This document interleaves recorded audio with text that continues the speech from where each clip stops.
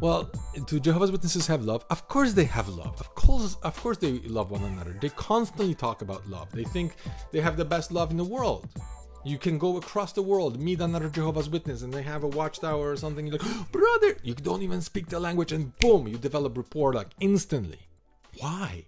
Because they're your brother and sister. You're in a spiritual family, and you feel like, oh wow, I belong to something greater. I love it. Because wherever I go, I have a spiritual family. Catholic cannot go across the world and find another Catholic and all of a sudden develop rapport because they're both Catholics. We do. We do. We see that, and their love is really outstanding. At least that's what we believed.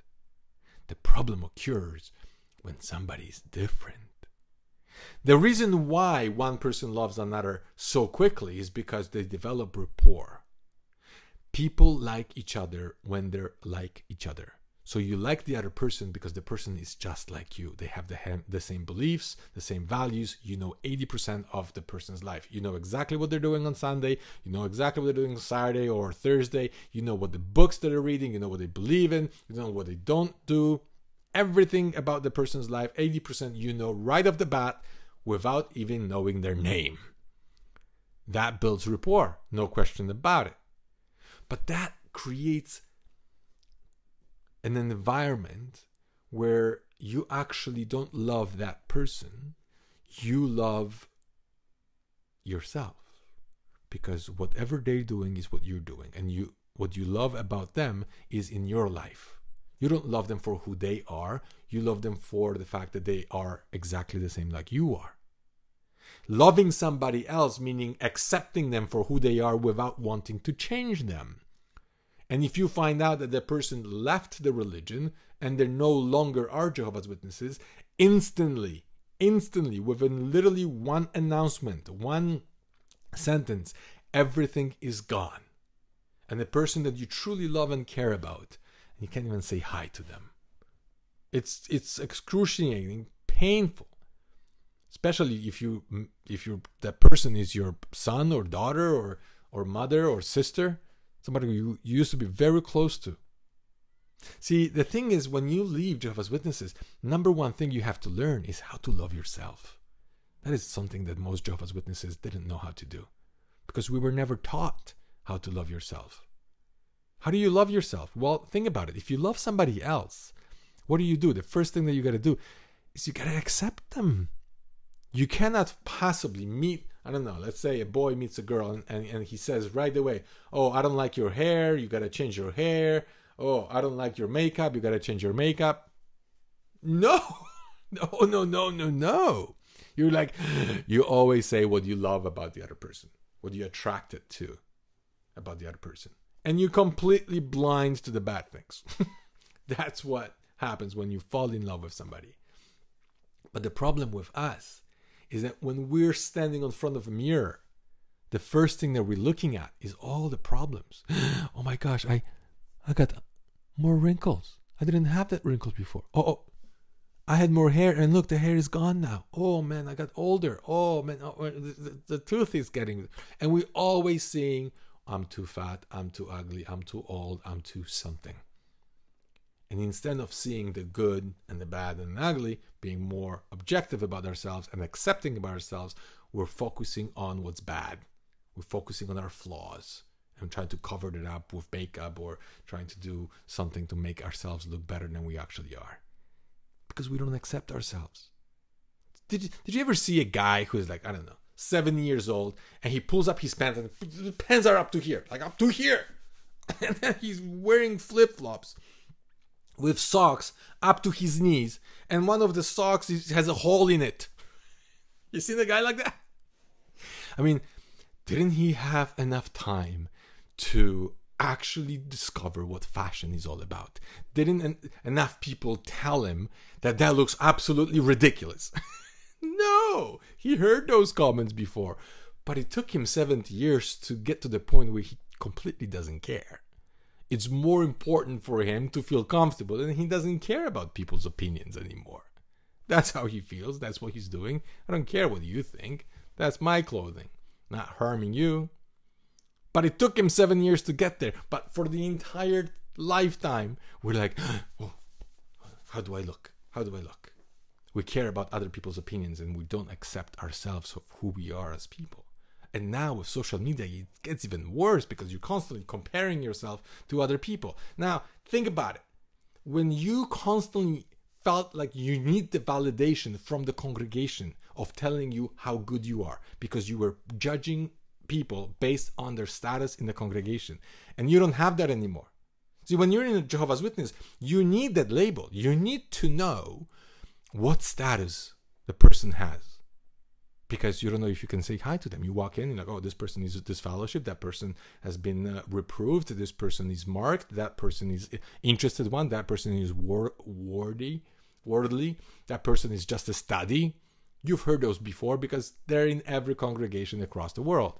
And people need those labels in order to know how to behave, to the point where they need to be told, can I talk to this guy or not? Was he reinstated or not? It's crazy talk. Somebody else is telling you who you can and cannot talk to. And you're afraid if they actually start a conversation with you and they're not reinstated. I remember that fear. It's crazy. You cannot decide for yourself. When you leave this environment and you're like, I gotta decide for myself who to love and who will love me. When I come out with that kind of environment, when people told me who can be my friend and who cannot be my friend, who's considered a good association, who's considered a bad association. Everybody outside of the congregation was considered a bad association. And now I'm considered a bad association. And it stays with you. I tell you what, it starts with acceptance. It starts with you saying, I love myself. I'm a badass. I'm telling you. I came out of a cult. Awesome. Give yourself a pat on the back. You deserve it. Because if you don't accept the good, bad, and ugly about yourself, how can you ask anybody else to accept you? If you don't love yourself, how can you ask somebody else to love you? You know more about you than anybody else. You got to love yourself first. Because if you don't love yourself, you cannot possibly ask somebody else to love you. You cannot expect it. But if you love yourself, trust me, people will actually see that you are worth loving.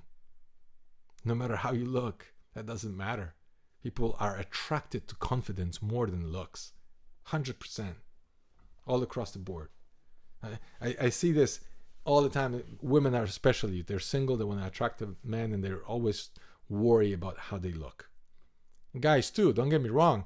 Women are saying, oh, guys' looks are not as important as women's look. It's not true. Ladies, you want a guy to be tall, don't you? You're not attracted to a guy who's much shorter than you. I don't care how handsome he is. If he's much shorter than you, you're like, well. So don't tell me you're not attracted to looks. Because we all are.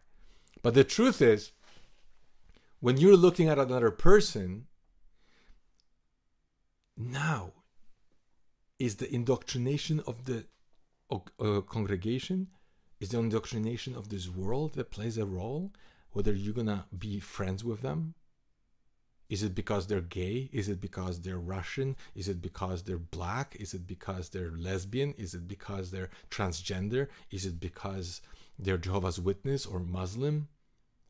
All those labels that the society and the world is putting on people determines very often whether we want to be with that person or not, because of the programming that is in our mind. We got to get rid of all that.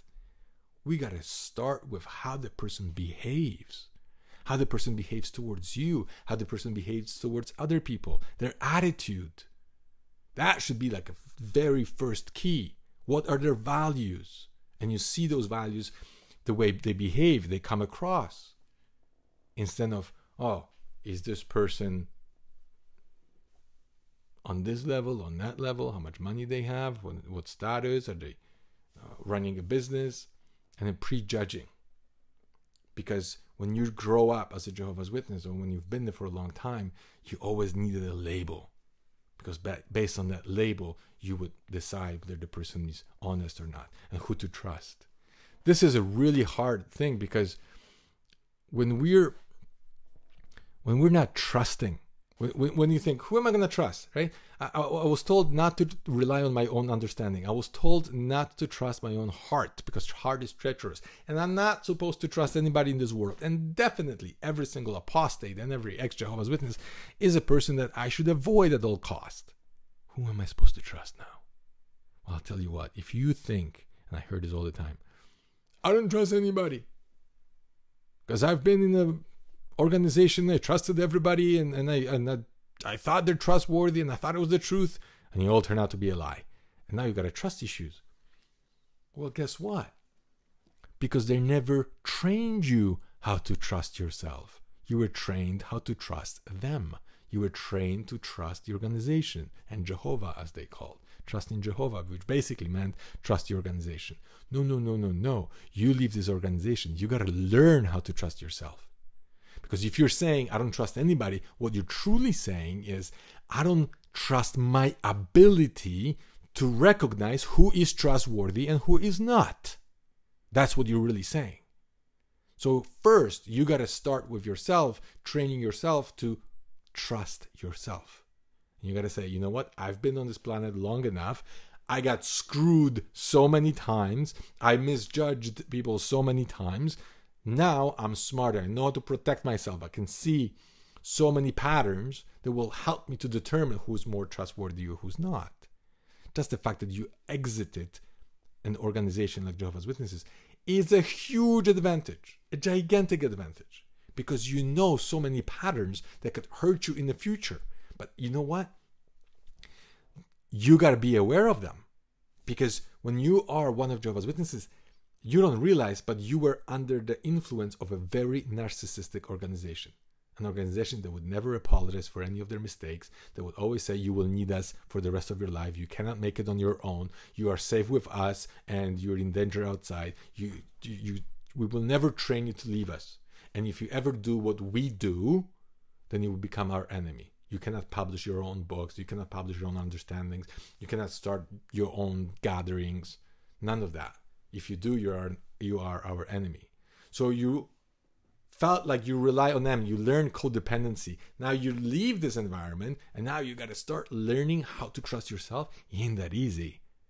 But how can you do this? Well, the first thing is you got to accept yourself. Accept yourself for who you are. The second one is you got to appreciate yourself. If you love somebody, guess what? You appreciate them for the smallest things that they do, don't you? You fall in love, and the guy takes out the trash, and you're like, oh, you are so kind, right? And the guy is like, oh yeah, see how kind I am, right? The smallest things we appreciate. And then, 40 years later, you're like, did you take out the trash? What am I, your janitor? Things change.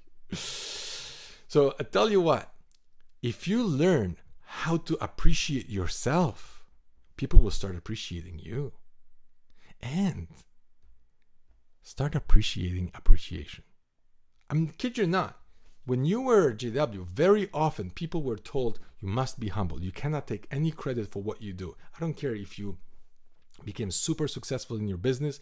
I don't care if you had a huge breakthrough in your work and you got to higher level. I don't care if you brought 50 people into the congregation.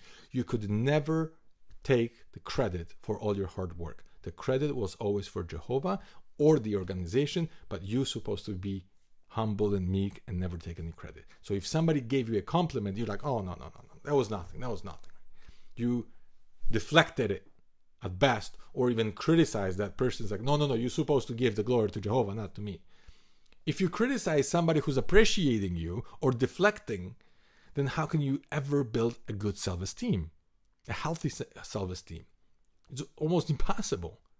But now you got to learn how to take compliments. You say, oh, somebody gives you a compliment, say thank you.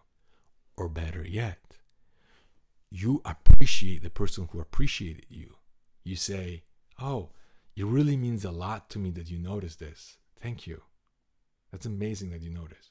And now the person that gave you the compliment feels like, they appreciate the fact that I appreciate them. I'm going to appreciate them more.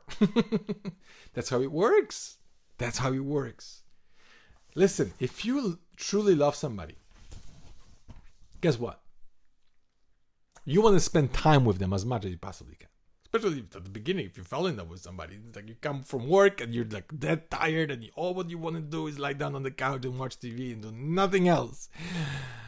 Until she calls and she says, "Oh, you're resting, huh? Oh, I feel so lonely. I was hoping you would come here and cuddle me." Oh, right away. I'll be there in 5 minutes. I don't care if it takes 20 to get there. Why? Because when you love someone, truly, you want to spend time with them. I don't know anybody who would say, yeah, I love this person dearly. I just don't want to be around them. It's the opposite. When we hate somebody, then we say, I don't want you in my life. And if somebody tells you, I love you, but I have to shun you, it means their love is not genuine. It's they know how to do love. They don't know how to feel love. Because a true love will be stronger than any rule that another man will say. If my father would say, hey, you know what? I know you love this girl, but I will prohibit you from seeing her. She's no good for you. What do you think I would do? I'd jump out of the window when he's sleeping. I'll still go see her. Because when you love somebody, you want to spend time with the person regardless of what somebody else says. Because that's not that important. What's important is the connection. So if Jehovah's Witnesses are telling you, oh, you know what? This person from now on, you can't talk to them. And you're like, why not? Well, you can't ask. You cannot ask. You just have to trust us. Until they're reinstated, no contact. I mean, if you do have contact, if you disregard this rule, then we'll disfellowship you again. I don't have to tell you how painful that is and how many families broke up because of this. But now that you're choosing people that you want in your life, I would say this. Maybe you lost some family members. I did too. But the people you're going to choose now, I call it a chosen family. Family that I want to spend time with. Family I'm going to appreciate and accept. But I'm going to get to know them for who they are before I let them into the closest circle of my life. Because I want to know who will appreciate my efforts. At the same time, I will appreciate them. Because if somebody is in your life, but all what they want to do is talk about problems and they want to attach themselves to you because they're like a leech, right? And then like, oh, you're just giving them attention and appreciation and whatever, and they do nothing for you, then you know what? Sooner or later, that would be a very difficult relationship to keep. But you want a person who will cheer you on. Whatever it is that you're doing, whatever success that you have, you can feel free to share it, and they will not criticize you for it. They will cheer for you, even if it's not their path, even if they actually disagree with it and they don't want to go the same path. It is not what they do. It's not what they like. It's not what they enjoy. But they see that you're enjoying it, and this is your path, and they'll cheer you on and support you on it. The best feeling ever. Those are the friends that you should have and find. How do you find them? See, instead of prejudging people based on the labels, when in the business world people hire high executives, it's easy to go on the interview and lie, and you just pretend that you're like the best guy for the job ever and nobody else even stand a chance, like you are the chosen one that should be there. It's easy to over-exaggerate your successes and never mention your faults. But when they get to know the microscopic movements that you're doing, they know. What do I mean by that? They invite you for dinner. So they scan people, they choose maybe 3 best people for the position. They invite you for dinner. And then they want to discuss you and your life, your goals. And that's what they talk about. But believe me, what they're watching is how you're treating the waitress. How you treating the people next to you, how you talking to them. They want to know those small details. Did you acknowledge that person? Did you say thank you? Or were you rude to them or irritated? And sometimes they would do things on purpose. They would ask the waiter or a waitress to do something wrong and to see how you handle frustration, to see how you handle problems, because that will tell them what are you gonna do when you're at the job. Then they take them play golf. Why do they play golf? Because they want to know, are you going to bend the rules? Are you going to be honest playing golf? Are you going to say, well, the ball fell right behind the root. Maybe I moved the ball, only like 2 inches, right? Just 2 inches I can hit it. Otherwise, it's going to be hard, right? Are you bending the rules? See, here's what you can learn very quickly. How you do little things is how you do everything. It's like, even in the Bible, right? Jesus said that if you're faithful with least, you'll be faithful with much.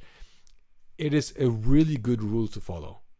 Because when you realize that the person that you're introducing to your life, that person is really mean to their mother. They're really mean to their brother. They're really fighting with all their employees, that they're working. That's how they're going to treat you. At the beginning, they might be super nice. But when you see how they're treating others, then you know that's how you're going to be treated later. If somebody has enormous amount of mess in their room and a mess in their car, are they going to be organized in a business? Not a chance. How you do little things is how you do big things.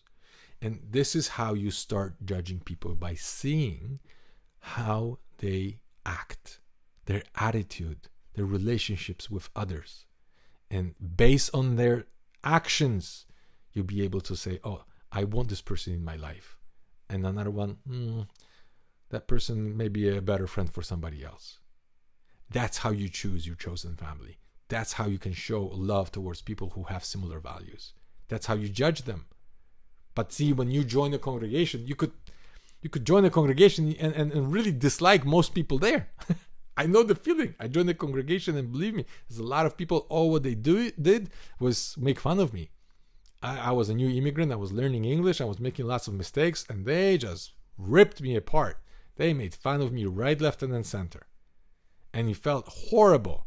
I went to school, and kids in school were helping me whatever they could. And people in the congregation, sarcasm was their top value. And you have no choice.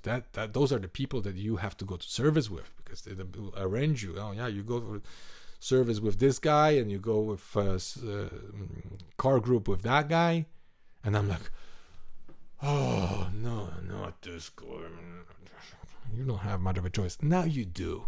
Now you have a choice who you're gonna invite to your home. Now you're gonna have a choice who you want in your life, and you're not gonna discredit everybody just because one guy messed up. That's what it was with Jehovah's Witnesses. You make a mistake, and now everybody's discrediting you from one day to the next. You're losing all your friends all at once. No, it's gonna be totally different now. It's gonna be based on your values, based on the behaviors, based on people's attitude, and that's how you're gonna judge people. And it won't affect the whole thing. See, we were so afraid of being rejected if we make one mistake that very often we're hiding who we are because we're afraid of rejection. Because among Jehovah's Witnesses, you couldn't possibly disagree with them. You couldn't possibly say, oh, I agree with 99% of what Jehovah's Witnesses teach, but you know what, I'm just going to celebrate my birthday. That's all what I'm going to do. Everything else I agree with. You can't. It's all or nothing. But in the real world, it's not like that. You get to choose what you do. You get to choose, and you get to say your opinion, and you get to disagree. You can say to people, oh, I love this, and this is what we agree upon, but this one we don't. I tell you one more thing. We develop rapport when we see things in common. But we truly develop an intimate, loving relationship if we accept and love the differences. You don't believe me? Talk to somebody who you truly love and care about, and the person is totally different. It's not what they believe in. It's not their value. It's not what they like, but they support you on it. They're like, it's not my thing, but I see that you enjoy it, so I'll support you on it. That's what makes it so amazing, because you get to be yourself. Tell you what, every relationship is not a path to happiness. Happiness does not depend on a relationship. A relationship is a path to authenticity. When you get to be yourself with the person next to you, and the person loves you no matter what, that is true intimacy. Think about it. Intimacy physical intimacy, what is it? You strip naked because you have nothing to hide, because you know you're going to be accepted and loved. And emotional intimacy is exactly the same. You're no longer hiding. You're just being who you are, the way you are, because you know you're going to be loved and accepted. And that is a love that is 100 times better than the love Jehovah's Witnesses have when they constantly have to cover up and pretend that they are who they are, and they don't want other people to find out their faults because of the consequences. I hope that you guys upgrade your love to be more authentic, to have people in your life who will love you for who you are, and you don't need 8 million of them. You need one. You need truly one friend that will love and care about you. Hopefully that is your spouse. If your spouse is that kind of a partner, then you're one of the richest people on the planet. If you have that. But truthfully, if you have 2 or 3 like that, that's magnificent. And those are the closest people to you in the closest circle. You don't have to have 100 fake ones or 1 million fake ones. One true friend will be a lot more valuable. But you become one like that to others. And I hear this all the time. People are crying to me saying, I lost my friends, I lost my sister, I lost my mother. I know it's painful. I went through some of those losses myself. But guess what? Now you become that brother, that sister, that father, that mother, that friend to somebody else who also went through that loss. And you get to bond because you understand their pain. You understand what they went through. And with that understanding, with that depth of understanding, they get to be themselves. You will see connections like you've never experienced as a Jehovah's Witness. Hopefully that helps. Thanks for watching. I'll see you in the next one.